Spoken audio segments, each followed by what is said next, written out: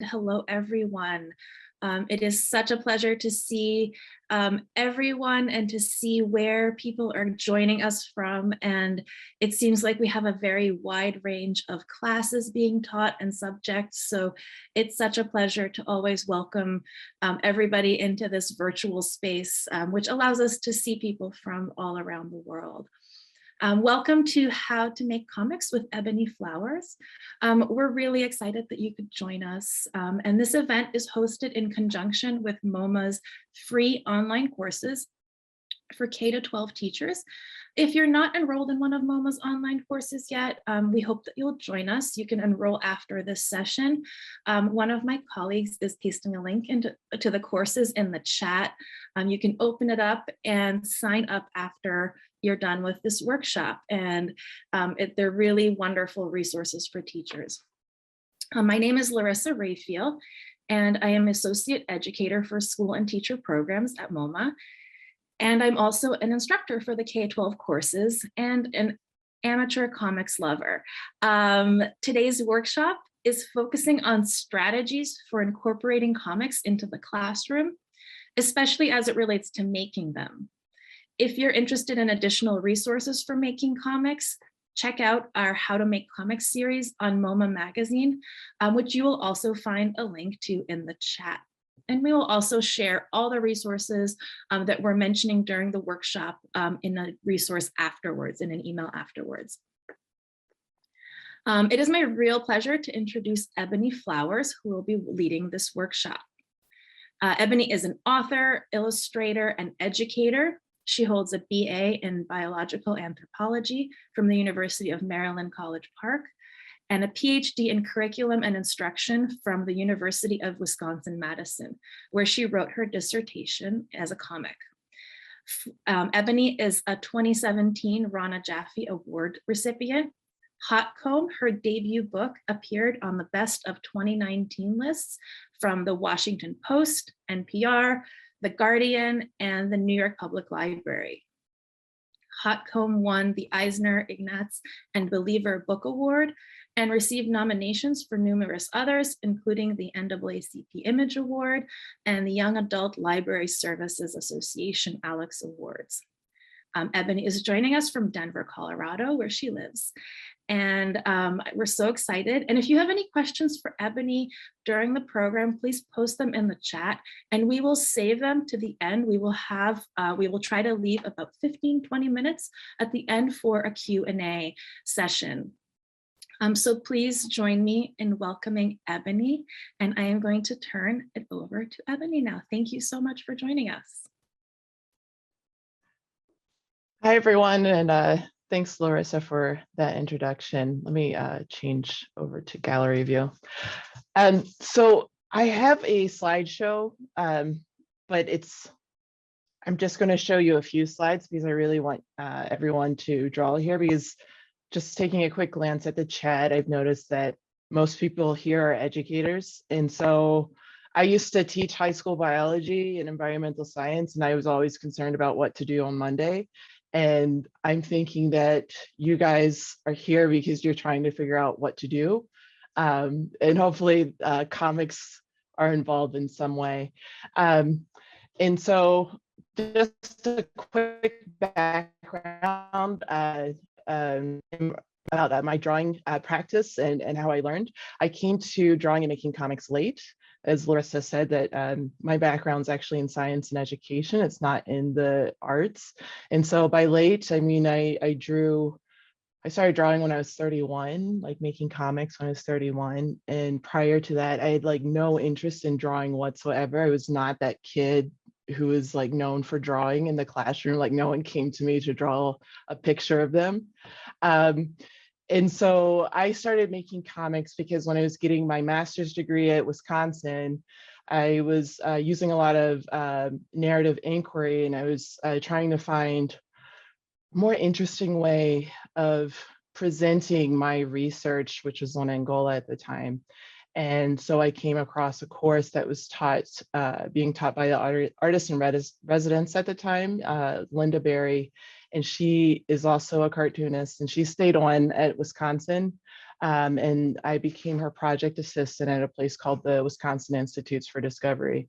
And so it was that relationship with her and being very experimental in that space where I really gravitated towards making comics. So if you don't have any experience in making comics, that's great, because this course or this workshop is for you.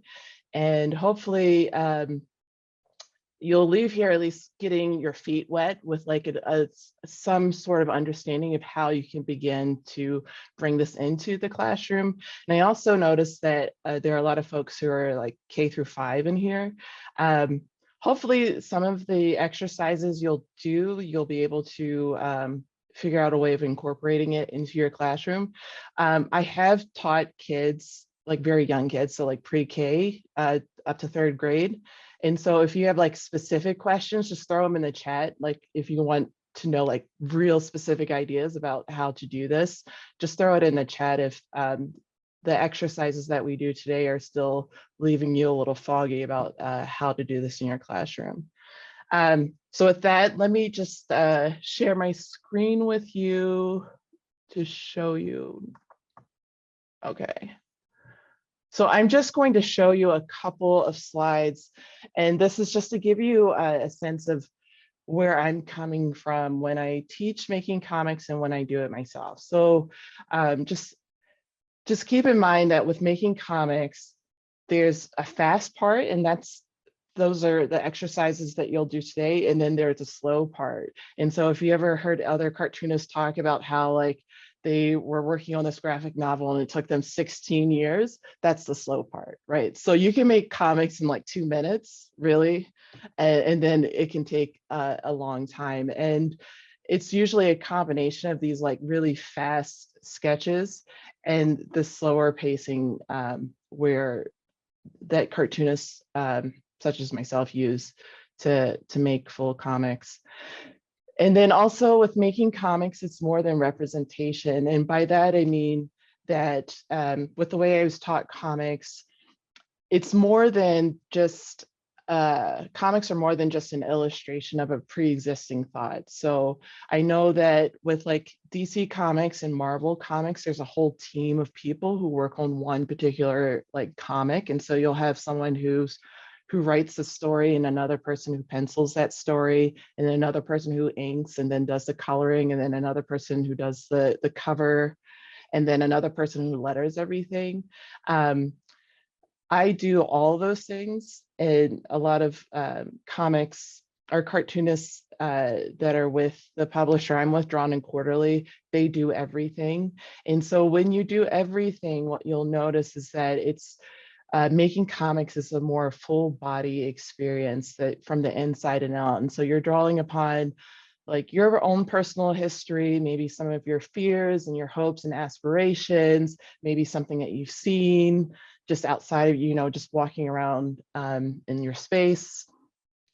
And all of those experiences come into the process of making comics. And then also there's a physicality to it that I think is unique to making comics as a form of storytelling in comparison to like prose writing or poetry, where you're creating these gestures and movements that mimic the movements and the hand positions of the characters you're creating. And do a lot of exercises that kind of work around that, because I think that this is the hardest part to teach, is this whole more than representation aspect of it. And I can talk more about that after we do the exercises if you're curious about you know, some other techniques in presenting that in your classroom. And then also making comics is about creating a pretend space. And so by that, I mean, having this kind of like fearlessness approach to drawing in your classroom where you and your students are comfortable with wanting to draw everything. And that's, and it doesn't matter how you draw, but it's that desire to draw, be willing to draw anything. And when and I'm still doing that. And I think that's like one of the more exciting things about making comics is just like, ooh, I haven't drawn that yet. Let me see how I draw that. But when you create a space where people feel comfortable uh, with drawing anything, then uh, their imagination is allowed to kind of run wild, and they're able to create, I think, more, or at least be brave enough to create storylines that they might not have been comfortable with beforehand. And to do that, a lot of it comes with just a lot of practice, and then just, I guess, lowering expectations of the drawing itself. So like, when people start drawing for the first time, their expectations might be high. Like if I can't draw like Rembrandt, then I should not be drawing. And so for me, I really try to lower the expectations of what counts as an acceptable drawing. And so you'll get a sense of that when we start the exercises, which is right now. So you should have a pen. I have a little thing around there because my hand hurts sometimes when I draw a lot. So you should have a pen with you.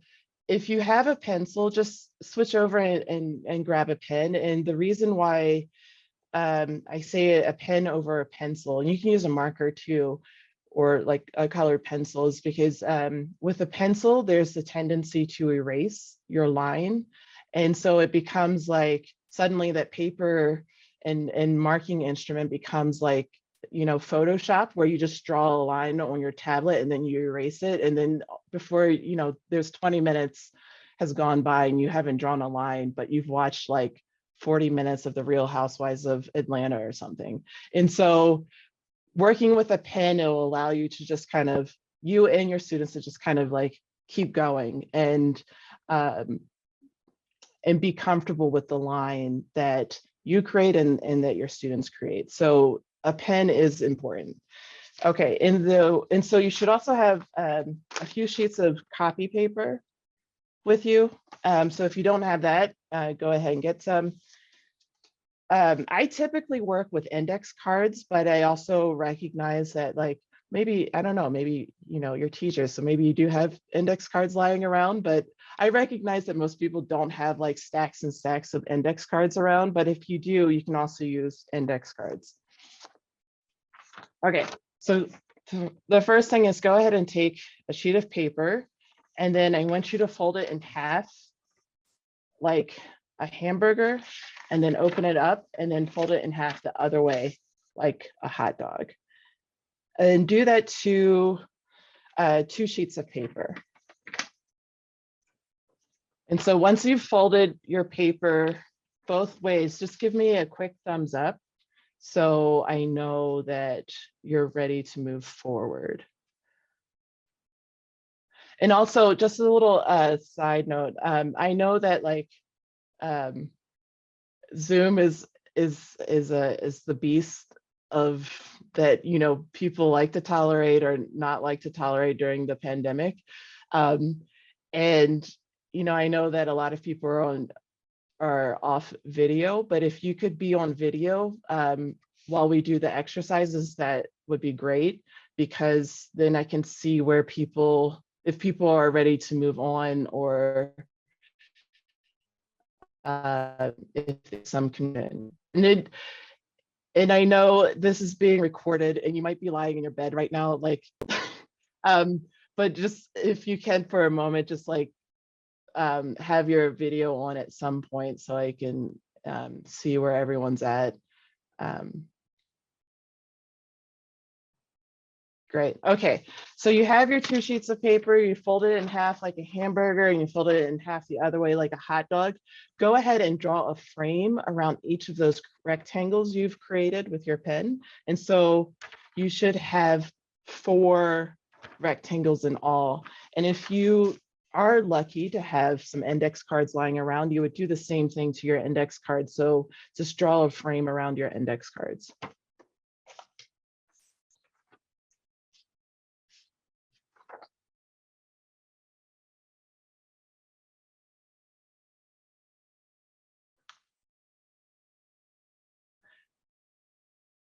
And then once you finish that, give me a thumbs up so I know that you're ready to move on.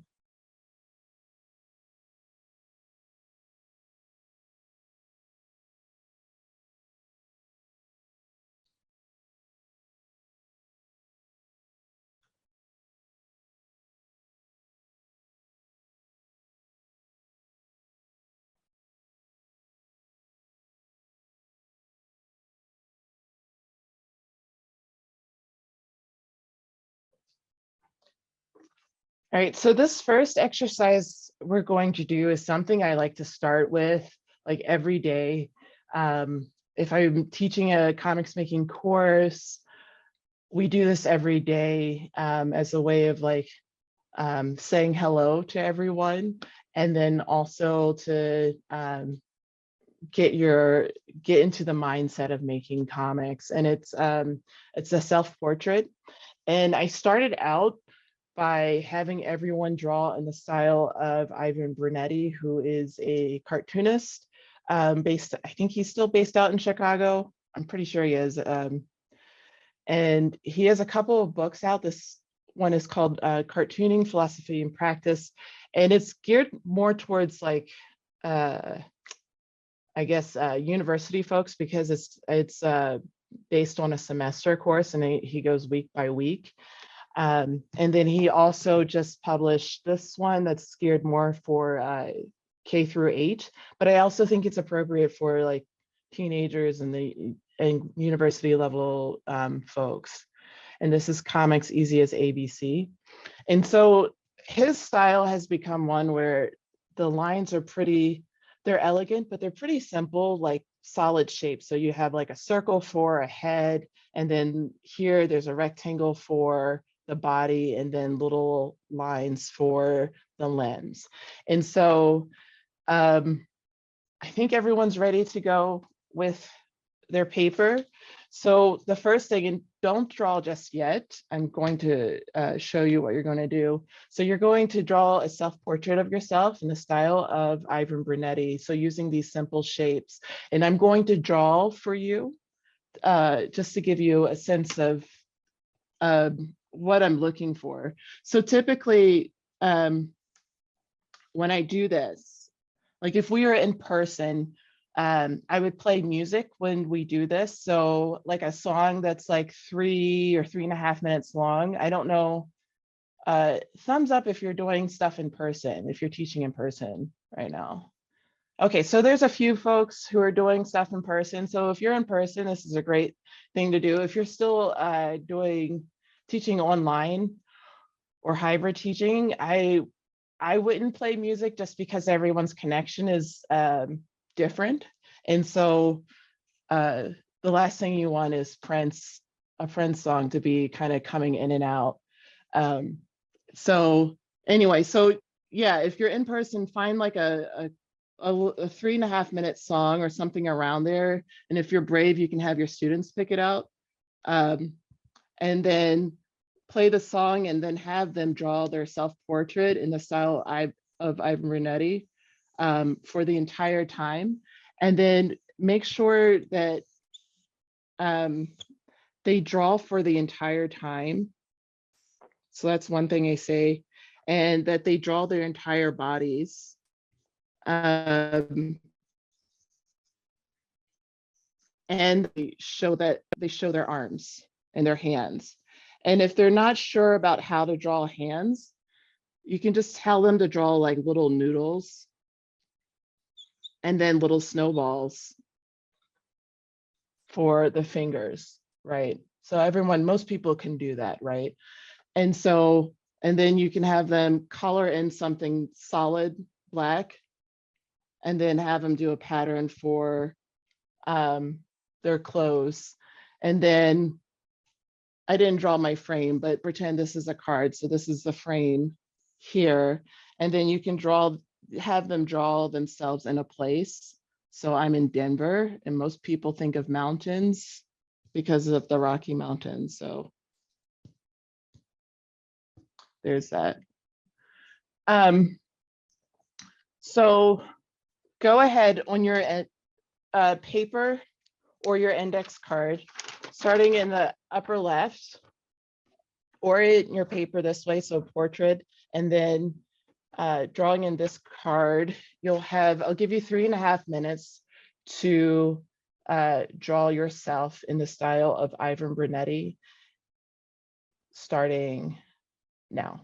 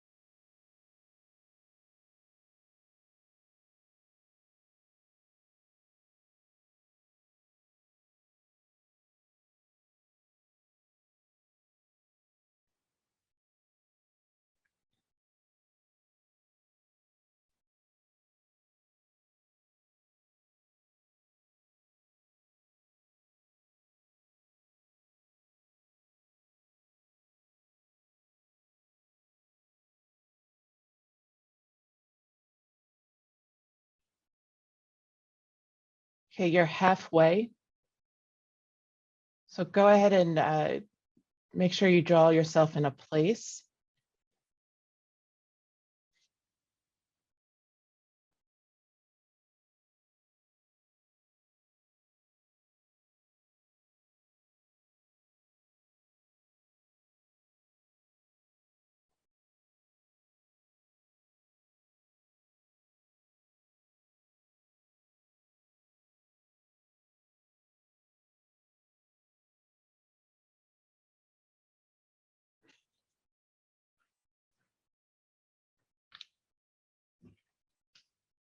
Okay, about another minute. So color something in solid black and add a pattern.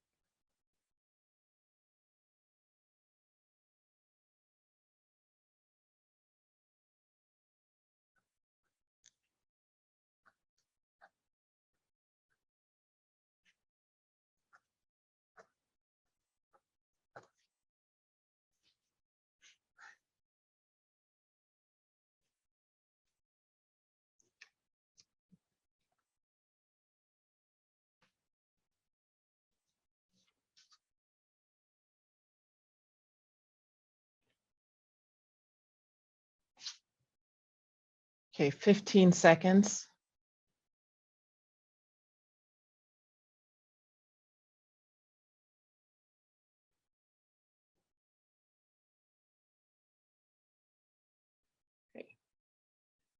Finishing up the line that you're working on and coming back together.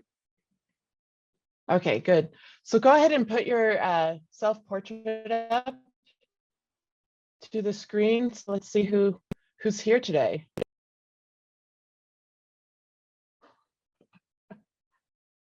Oh.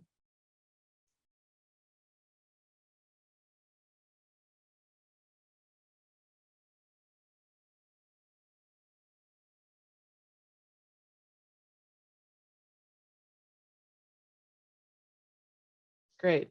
Okay, so go ahead and move to the upper right, and we're going to repeat this exercise just so you know it's really sealed in your mind about how you might incorporate this into your classroom. But this time I want you to draw yourself as a rock star. Okay, so your whole body and you're a rock star. And I'll give you 3.5 minutes starting now, and make sure you draw for the entire time.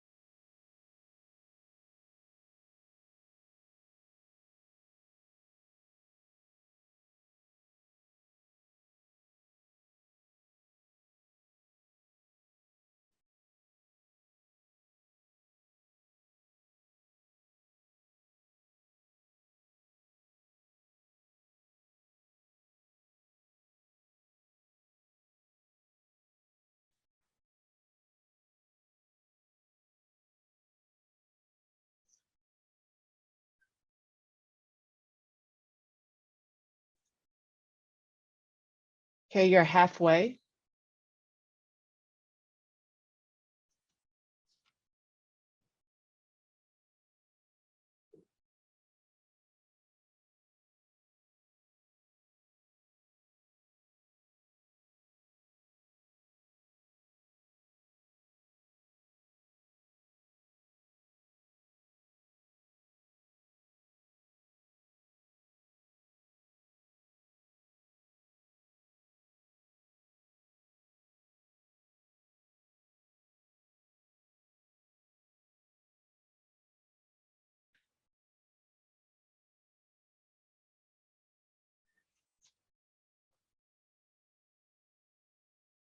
You have about another minute, so go ahead and color something in solid black and add a pattern.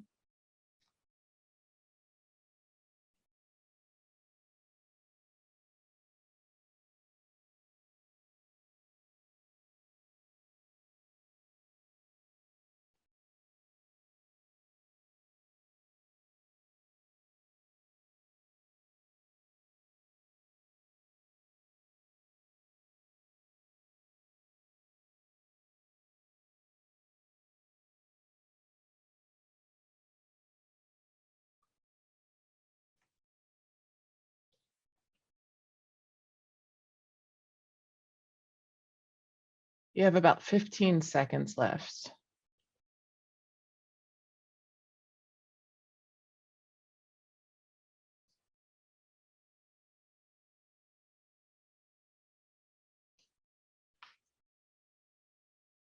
Okay, finishing up the line that you're working on and coming back together. Okay, so go ahead and do the same thing where you put your self-portrait up so we can have a look at this.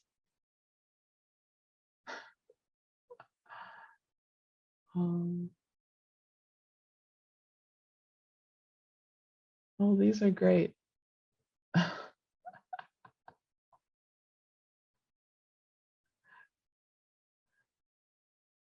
Yeah. Good. So like I said before, I do this um, every day when I'm teaching making, and I use it as a form of attendance. So I actually have the students write their name and date at the top of the index cards, and then I actually collect them. And this is, you don't have to do this, but this is just another idea if you're wondering what to do, but it does add more work on your end, just a little heads up for that. But I collect them and then I tape all of the all of the attendance cards together for each student. And so by the end of the class, you can have them do this too, but at the end of the class, they have this kind of like long, like a documentation of their drawing journey. So it's always fun to look at their self-portraits, have students look at their self-portraits from day one to the end. And then also, when you have them do the self-portrait in the beginning of class, throughout, when you're actually doing like a comics making session, if some students are finished earlier than others, you can have them go back to their self-portrait and like color it in. Maybe you're practicing like with watercolor or something, and they can like add watercoloring to it. Or they can draw their self-portrait in different perspectives if there's like some downtime and other students are still working on something else.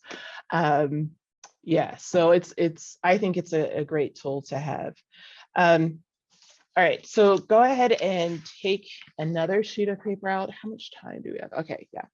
Let's take another sheet of paper, another blank sheet out. And so this one, these are, I call them X-page questions. They're questions that I learned from my old boss, Linda Berry, and she uses this all the time for writing stories, drawing pictures, making comics.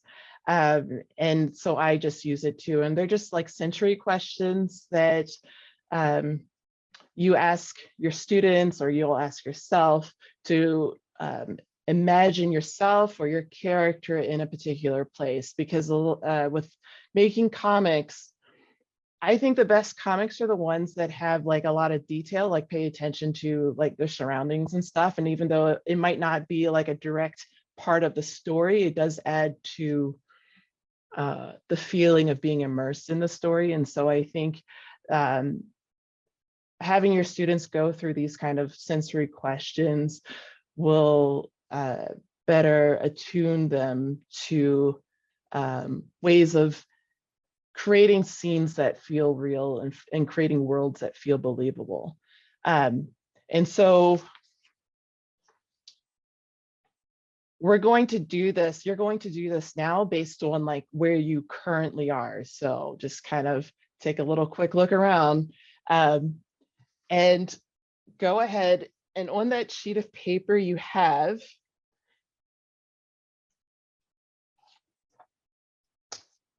so pretend this is your sheet of paper. I want you to draw an X across the entire page. And the reason why we do this is just one, to kind of ruin the page, because a lot of times, so I have anxiety over writing. And so when I like make this mark across the page, I feel like the page is already messed up. So it really doesn't matter what I write on there. And then also for students who haven't drawn or are afraid of drawing or what have you, just kind of making that gesture opens their body up a little bit more, because I feel like people who haven't drawn or are nervous about drawing, they kind of draw like this, and it's like this kind of like very tiny movements and stuff and very tense movements. And so kind of like making that gesture across the page invites their body to open up a little bit more. All right, so go ahead and just somewhere on that X page, it doesn't matter where, I want you to draw a spiral from the inside out. And I want you to go really slow, so slow that you're trying to get the lines as close as possible without touching. So that's how slow. So really concentrate on that. And something that Linda used to say, I'm sure she still says it, is that if the lines touch, you get electrocuted. So you really don't want the lines to touch, but you're trying to get them as close as possible. And as you're working on your spiral, I want you to really immerse yourself in this space. And I want you to pretend that I'm calling you up on this telephone and I'm asking you all these questions about where you are. And I want you to write your answers anywhere on that X page.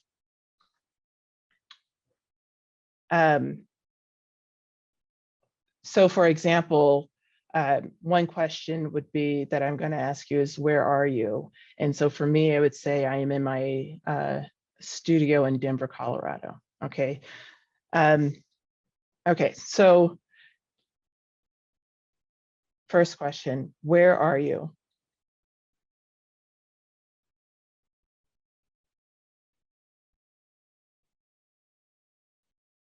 What time of day or night does it seem to be?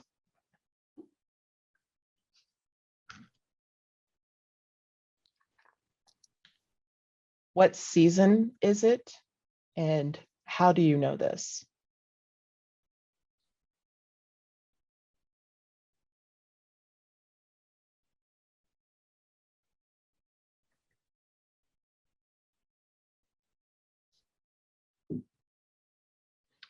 Is there anyone else with you? If so, who?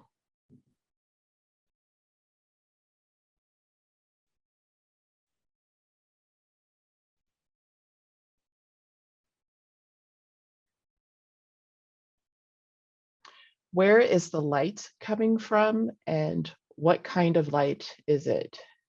Is it maybe warm sunlight coming through the windows?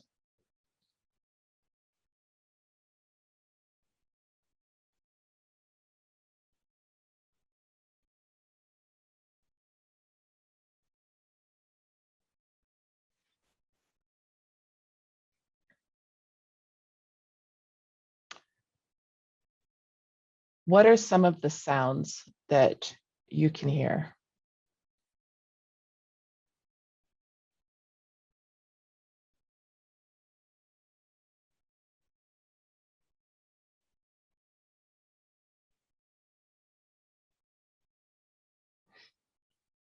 And what does the air smell like?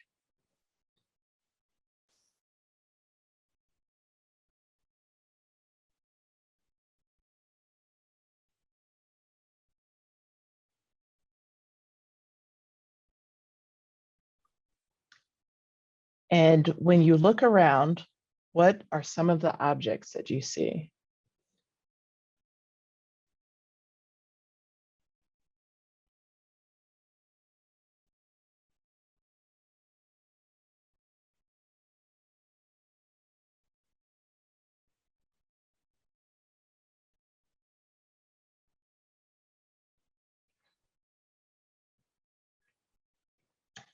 What is directly in front of you?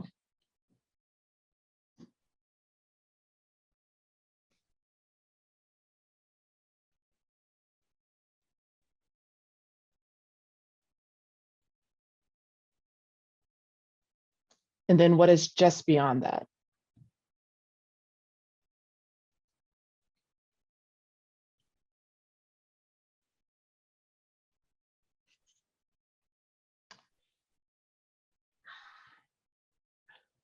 And when you turn your head and look to the left, what's there?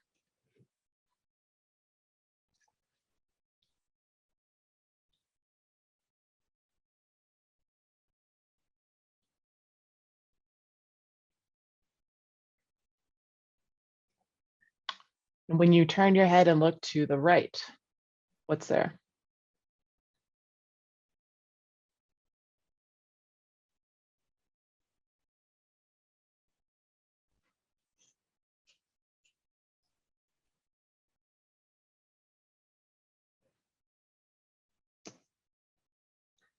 And what's right behind you?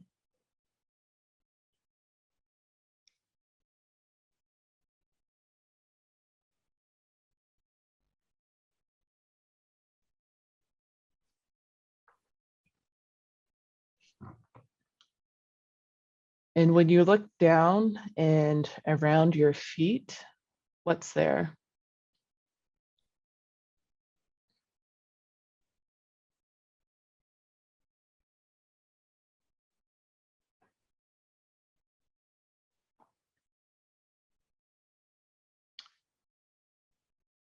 And when you look up, what's above your head?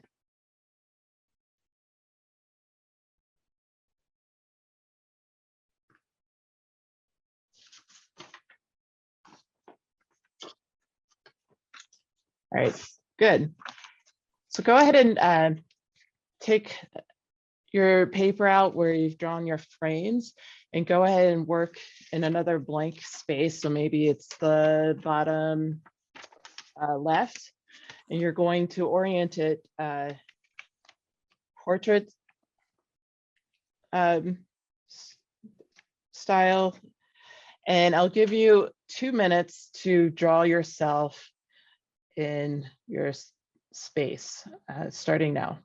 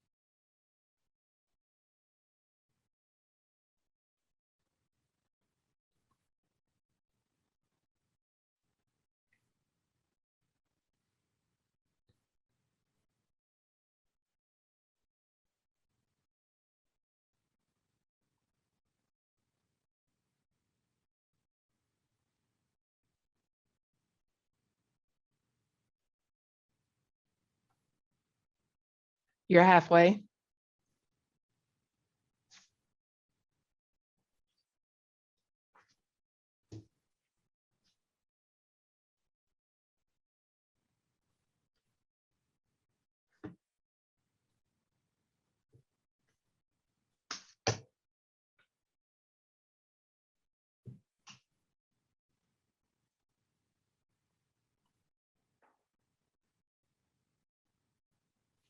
You have 30 seconds left.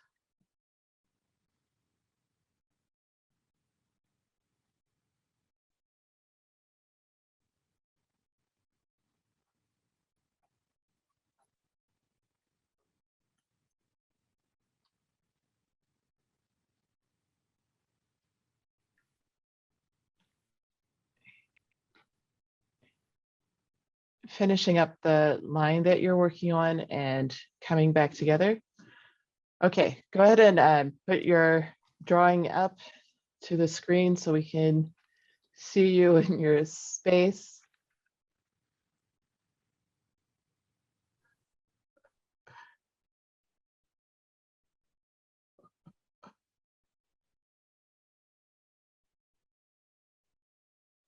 Good. All right, so a couple things. So I time these exercises, and I think it's a good thing to do in your classroom because it gives students a sense of how to like finish a drawing or maybe a story without trying too hard, and this counting down, especially when they're making comics, is a nice way of figuring out story structure without actually having to always teach it to them as if it's a thing that can be learned. It is a thing that can be learned, but sometimes there's some intuition that goes along with it, especially when students are exploring their own storytelling styles. And the best way to be like, I think, I shouldn't say the best way, but one way to be like as least invasive in that journey for them is just to count down, so they know they have a sense of the beginning, middle, and end. Yeah, and then also, if in a classroom where you're actually meeting right now, you can have students put these drawings out and then have them walk around and look at it directly. And then sometimes they say, you know, sometimes when I do this, students are just kind of like, yeah, I saw things and just kind of zip through. But if you ask them to look and until they notice something that they haven't noticed right away, that sometimes gets them to slow down. And then also they can go around with blank paper, index cards, and they can copy some drawings that they like. I think sometimes students worry about style, and that's something, it's a term I never heard of until I started drawing, and then I started sitting on panels. There are two things, like world building and style, people kept asking me about, and those are things that as an academic, we don't talk about style like that. And I think copying other people's lines, even though sometimes that has a bad rep, it gives students a sense of what they like what their eye likes and what they gravitate towards. And it's a way of sharing one another's drawings without making it feel like it's a chore.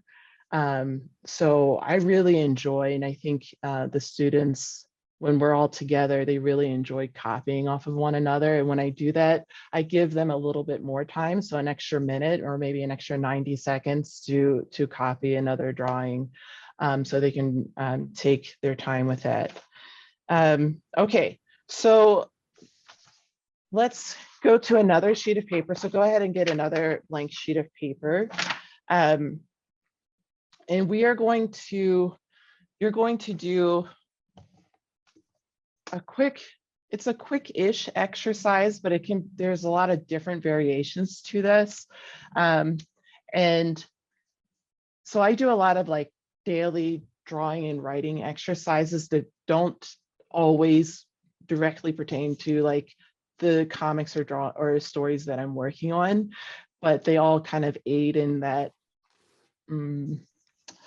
storytelling spirit. And so I kind of see these daily drawing and writing exercises that I do as a warm up. So for people who exercise, you know, you're you're told, or you play sports, you're told to like warm up before you kind of go full out and start like, I don't know, kicking the soccer ball around and scoring goals or whatever it is that you do. And this is the same way I like to think of it. Before I go full out on like the good paper and I'm drawing, you know, with my ink brush, I do these like quick exercises in the beginning to just kind of loosen up my hand and to tell my brain that I'm about to make some stories. And so this is one of the exercises that I do. And I don't know if it has a name. I learned it, this variation from Linda. I don't think she actually calls it anything. Maybe she calls it something now. But anyway, so you write yesterday's date at the top on this blank sheet of paper. Yesterday was the 10th. And then you're going to draw a line in the middle, and then another line about 2/3 of the way down, like that. And then in the top left, you're going to write happened. And then Saul in the top right. Heard in the bottom left, and then image in the bottom right. So you should have something that looks like this. And then in the happened and saw column, number 1 through 10.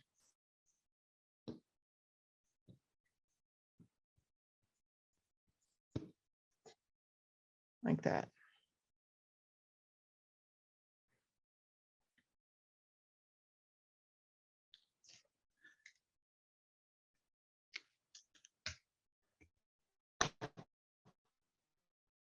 So this is one of my favorites to do because it doesn't really take that much effort. And when you do it long enough, at least for me, when I haven't done it in a while and I go back to this kind of daily exercise, I realize how much I go through the world not really paying attention to anything, because I'm like, wow, I didn't see anything yesterday. When I have to do this in like 90 seconds, I'm like, oh, maybe I saw some chewing gum on the street. I'm sure I saw that kind of thing. And so if you do this long enough, you really, at least for me, I go outside, like paying attention to like stuff around me, because I know, oh, I need to write stuff in the Saul column, or I'll start eavesdropping on conversations more, because I know at some point in the day, I have to write something that I heard. And so this is really great for making comics, again, to do this thing called world building, where you're trying to create this pretend place and these characters and make them feel real and believable, and to empathize with them, and to have your readers want to get to know them or hate them. It's these little details that make it possible, and it's these details, it's creating these details without taking too much effort. Because I think, like, when you sit down to try to make a comic and you just kind of go cold, that's what it feels like. It feels really cold, and the story feels dry. And so these little exercises help with that. So go ahead. We're going to work in the happen column first. And I want you to write, and I'll give you about 90 seconds. And for your classroom, you can make it longer time, because you know your students. So if they need more time, you can go definitely do this. And I want you to write 10 things that happened yesterday. And so, for instance, I would write, yesterday I took my son to the park, and he was on this wheelie thing and he flew out of it. So I'd write that, some variation of that in the happened. And it's okay if you don't fill out all 10, but write for the entire 90 seconds. So go ahead, starting now.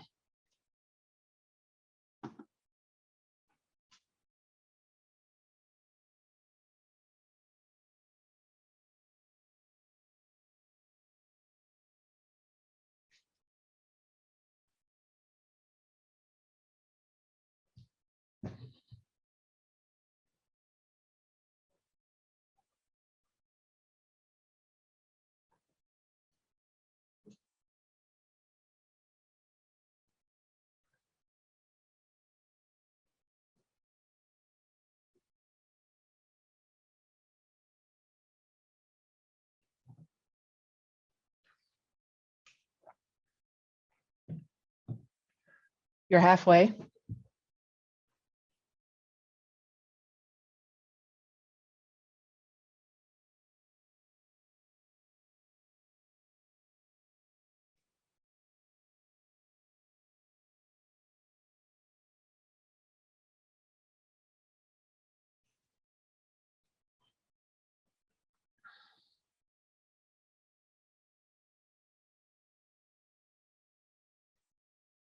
You have 15 seconds left.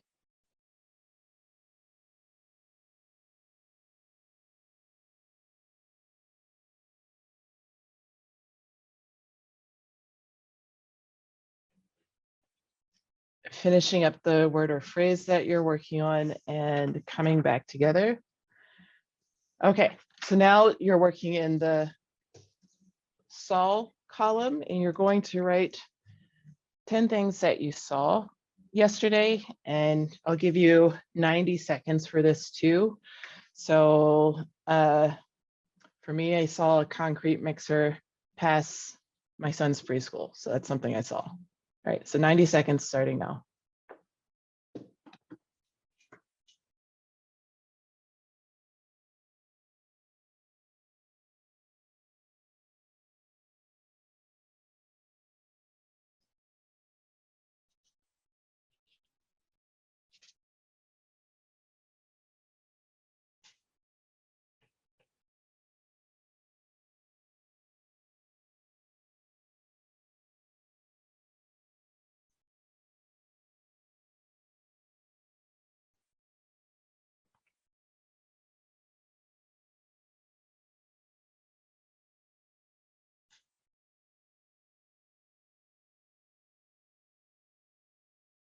You're halfway.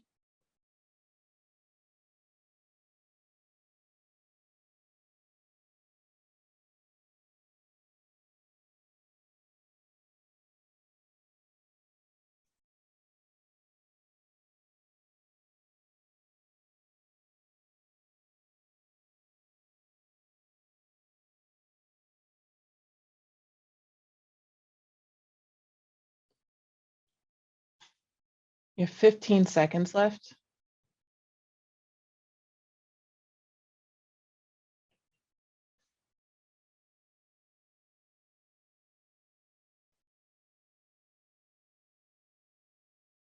Okay, finishing up the word or phrase that you're working on and coming back together.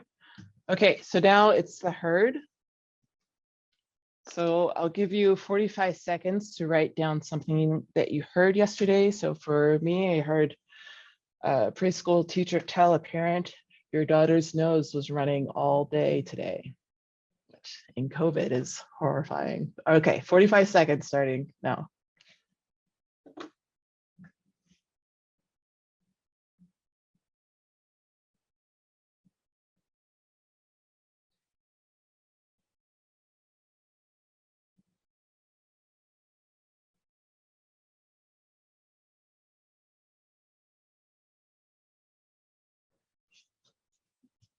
You're halfway, and if you're finished, you can add more to the happened or saw column.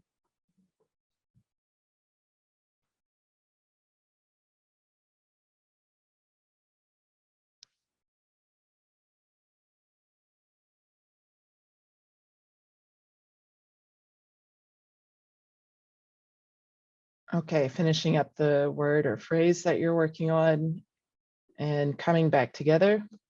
Okay, so now everyone should be working in the image. And I'll give you 90 seconds to draw something, whatever happened. So something from the happened column, starting now.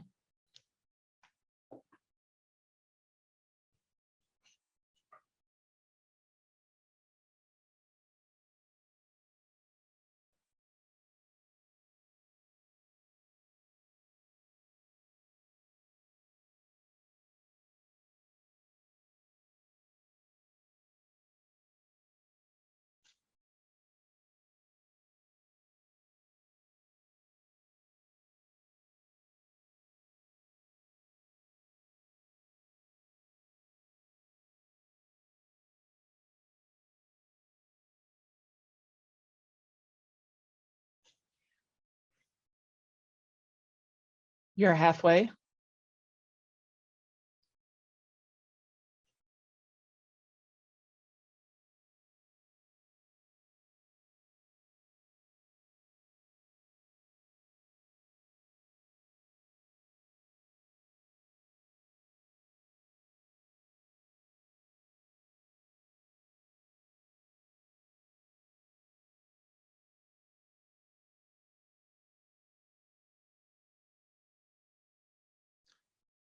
You have 15 seconds left.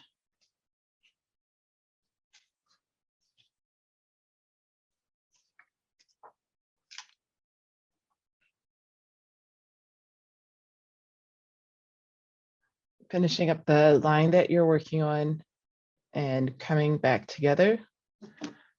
Okay, so this is like one variation of it, right? That's what you just did. And I do this in my notebook. So, you know, this is what it looks like in a notebook. Go ahead and take a blank sheet of paper and draw an X across the page like you did, I guess, a couple of exercises ago. And I'm going to ask you the same like X page questions that I asked you before. And this is going to be based off of one of the things that happened yesterday. So go ahead and take a quick look at the list of things you wrote for what happened, and pick one that you would like to work with. And so what we're doing here is you're starting to make an autobiographical comic, right? It's a simple one in the sense that it's just a thing that happened yesterday. I'll explain more about all the different ways you can work off of this like daily exercise to create, for students to create an autobiographical comic. All right, so go ahead and hopefully you picked something that happened. And if you haven't picked it, pick number 3 and write that at the top of the X page, like it's a title to a story. Okay, and it's the same thing as before. So anywhere on that X page, write down the answers to the questions I'm about to ask you. Okay, so where are you?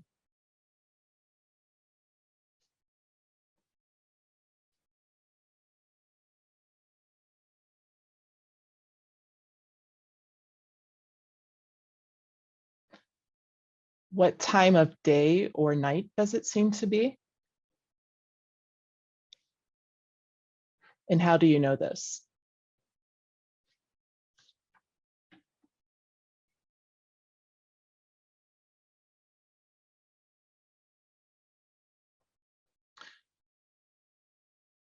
Is there anyone else with you? If so, who?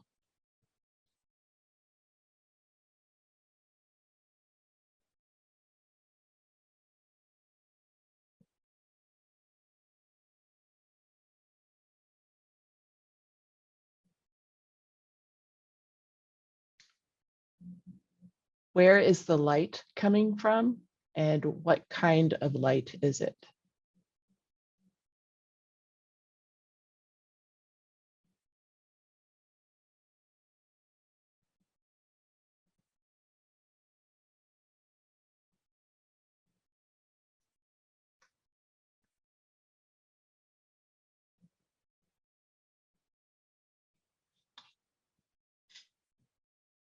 What are some of the sounds that you can hear?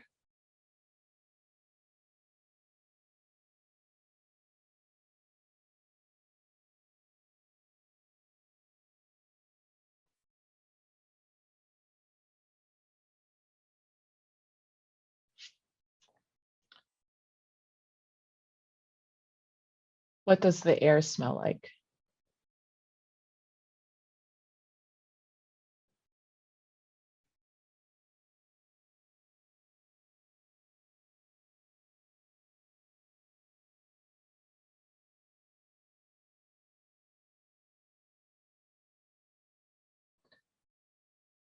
When you look around, what are some of the objects that you see?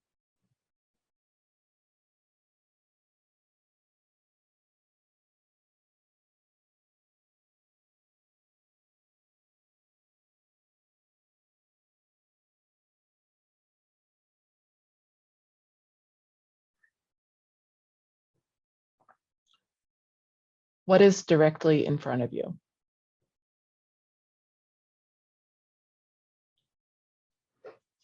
And what is just beyond that?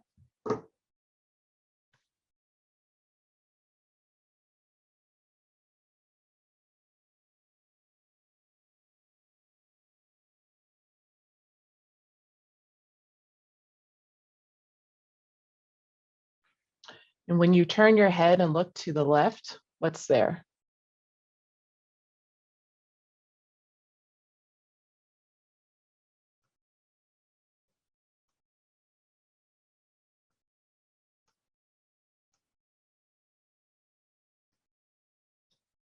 And when you turn your head and look to the right, what's there?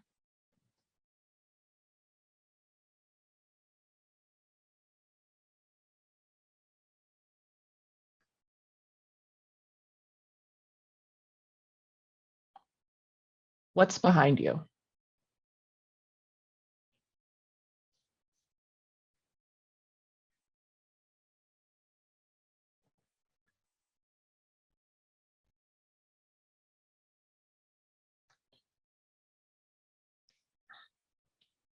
And when you look down and around your feet, what's there?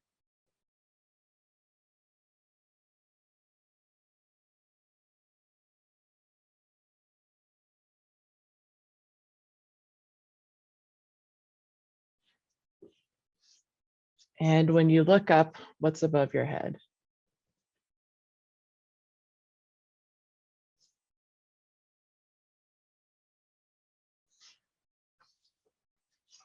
All right. One last thing before I kind of wrap it up here. So go ahead and take another sheet of paper out with the frame drawn around, and you'll have 2 minutes to draw yourself in this scene starting now.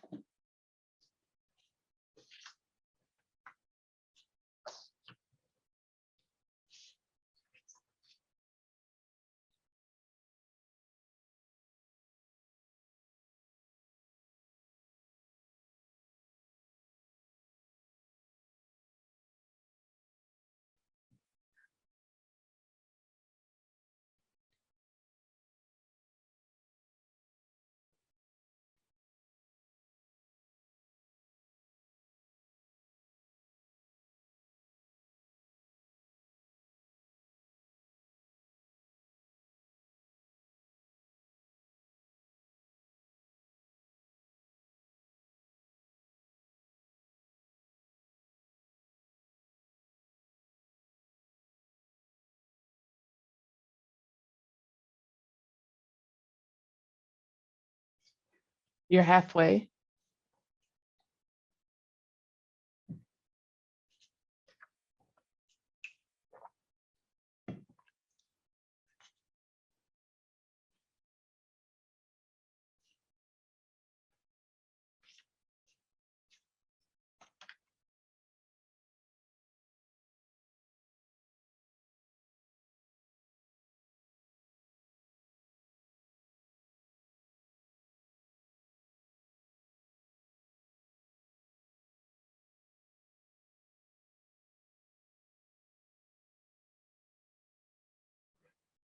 You have 20 seconds left.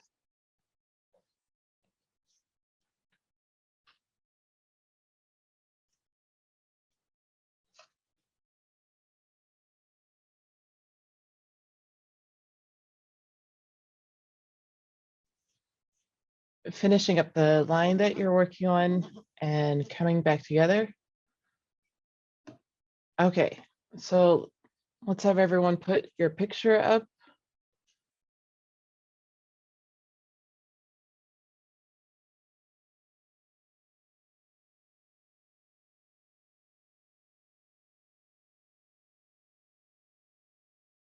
Good. So I hope with this like little exercise, you can start, maybe you felt the difference between like when you were doing the X page questions of the place where you were, where you currently are versus like doing something that happened yesterday and you may not necessarily be in the same space. There's a little bit of a a pretend aspect to it, like, oh, okay, what was to my left there, kind of thing. And so that's pretty much it for this. But so like what I want to show you, it's like things like variations on the happened, saw, heard column that you can do. So if you're having students work out of notebooks, which is what I do a lot. So I'll just have them, once they're comfortable enough with drawing, I'll have them draw stuff that happened and maybe write like a one-liner here or there. And then they'll draw like some objects and stuff around like whatever happened. Sometimes I'll have them map it out. I have to show you the ones where I'm not like sitting on the toilet. I have, for whatever reason, I have a lot of drawings of that. And then sometimes I have them map it out like little beads and kind of, you know, walking through the day. And that's a quick way of doing it. And then like the X-page questions, I'll just have them write out the answers somewhere on top, or I'll just do that myself. So this is probably, I think, the fastest ways of doing a comic without really trying too hard. And then you can have them work on index cards so they can write like what happened at the top and then draw a picture, and then they can stick them together and then have this like thing that they can play with later. Yeah, so hopefully some of those exercises will be useful in your classroom, and I'll be happy to answer any questions or to show you some of my work and my process, which is basically this, or I can show you some books that might be useful too.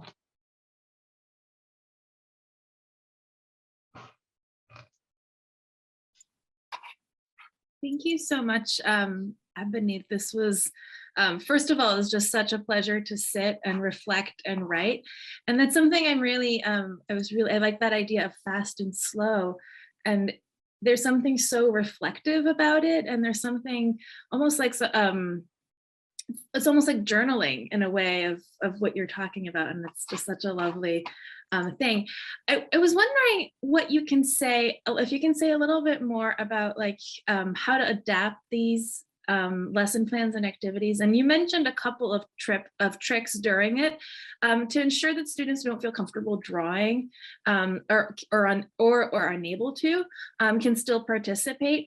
And I think I love this idea you said of like, if you can give some tips for creating that sense of like fearlessness, what would you recommend? How would you build that atmosphere and that culture of fearlessness?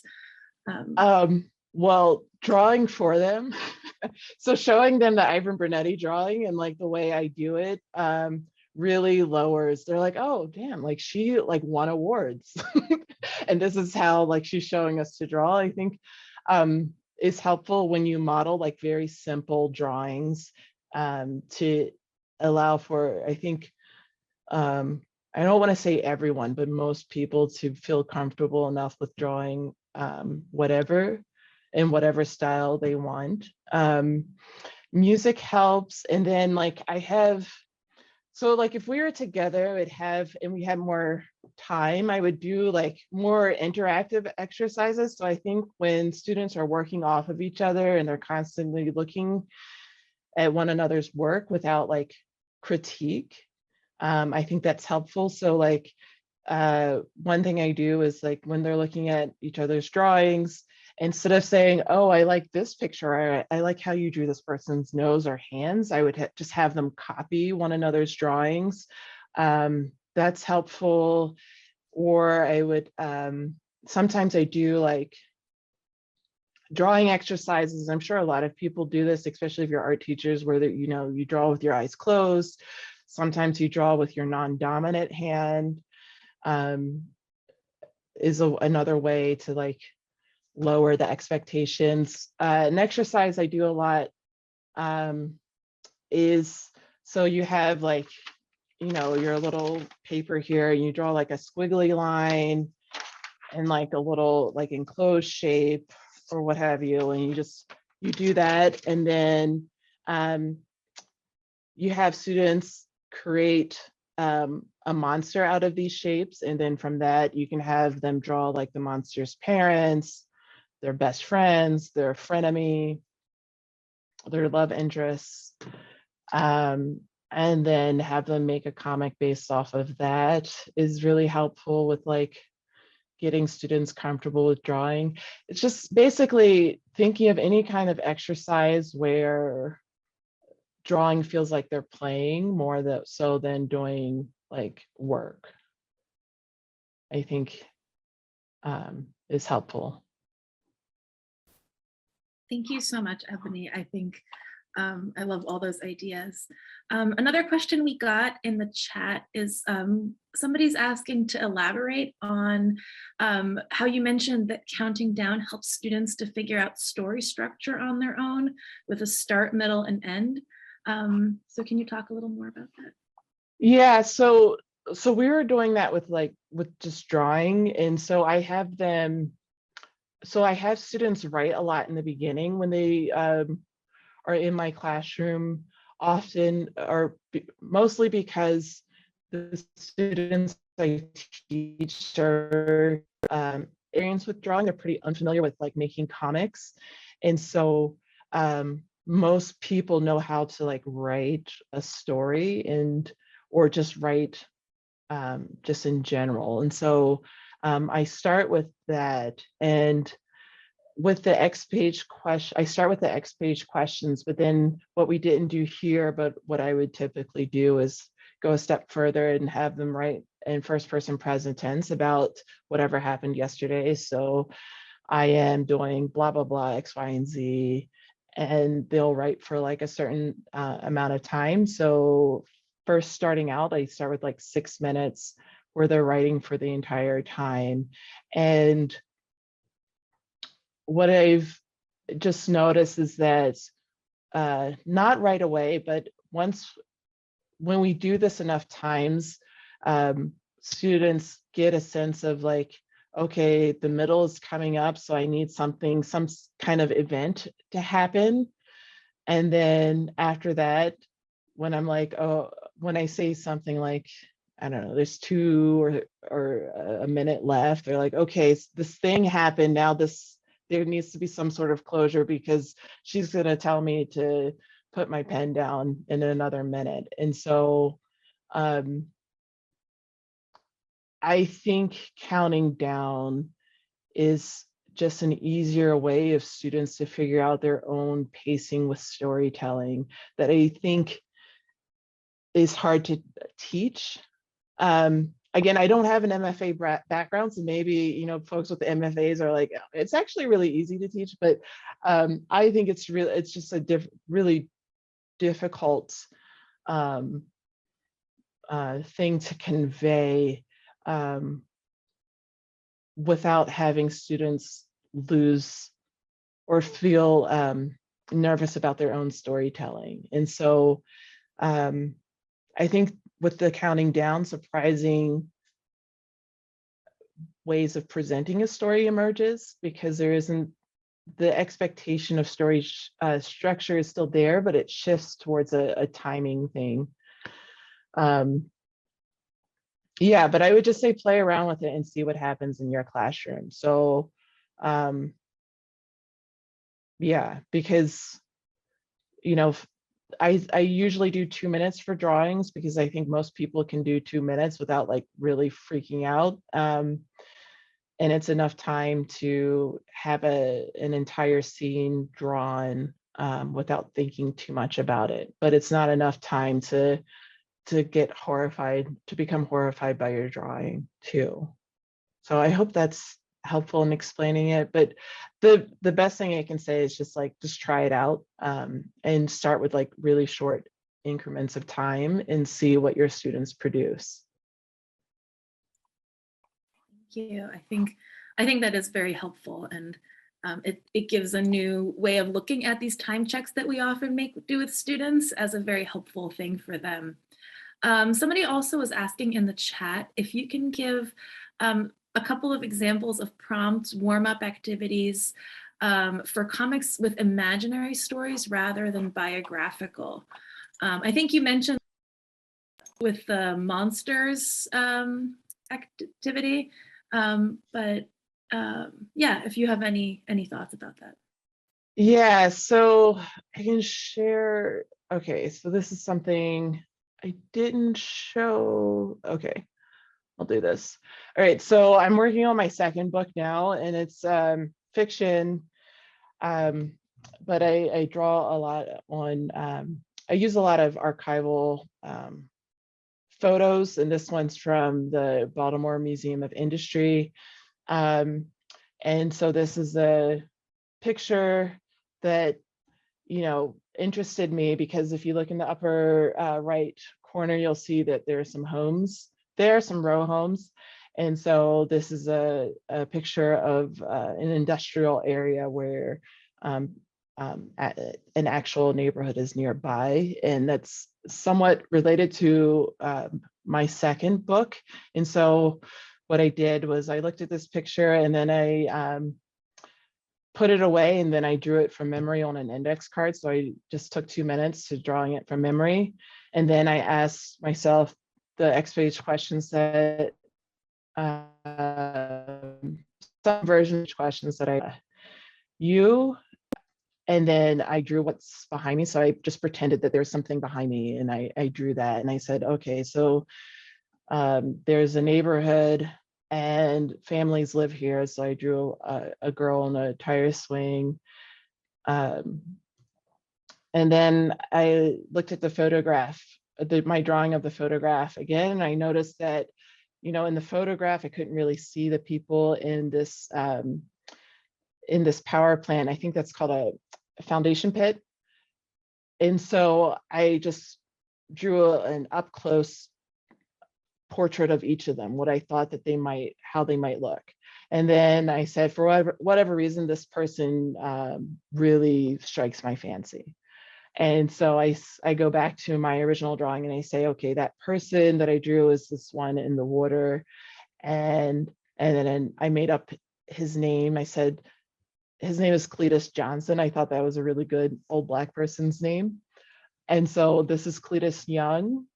And then this is Cletus Old. And these are also like I said before, these are just really quick drawings that I made. And so I said, Cletus lives in the neighborhood, and this is kind of like the area where he lives. And so I drew it out, and then I inked some, and then I used the same kind of working back and forth with index cards that you've done here to create a little comic. And I said, Cletus, he likes to go fishing.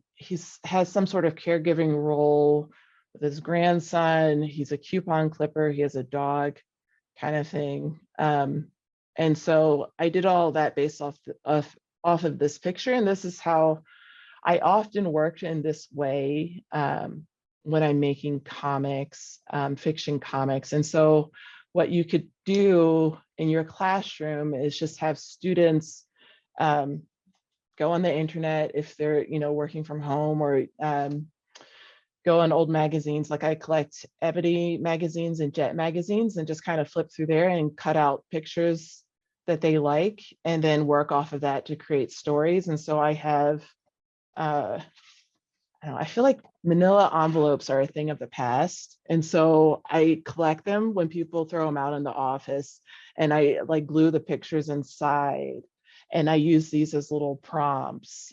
And so I have a stack of these. And so I'll, you know, open one of the pictures up, I'll shuffle them up, and then I'll open up one of the manila envelopes to see what I have, and then go off of the X page questions and either write about it. Like I'll either pretend that I'm like one of these people, or maybe somewhere a person over here. So just off of the photograph, and, you know, just see what happens. Great, thank you. We have another great question. We have a minute left.